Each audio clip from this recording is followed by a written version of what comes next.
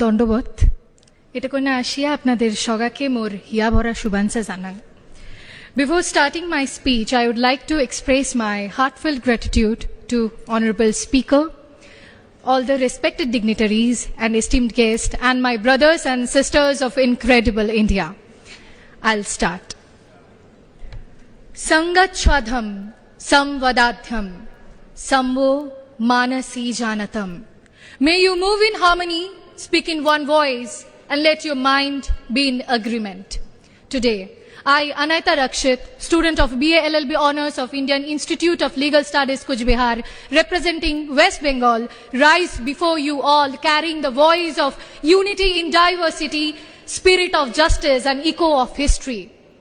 In the very soul of Mahabharata, when Draupadi questioned the very guardian of dharma and the silence of the voice became the loudest injustice to her, no one but Baba Saheb has ensured that the India which he had envisioned, there no Draupadi would ever stand alone, and no question of dignity of women would ever be unanswered. Baba Saheb, after getting birth in the shadows of discrimination, where dignity was snatched, humanity was questioned, he didn't bow down. He rose from Bahiskrit Hitakarini Sabha to framing the laws for political and economic rights, from framing the backbone of the longest written constitution of the world to the advocating for the rights of women. He rose like a fire, he rose like a thunder, breaking all the silence.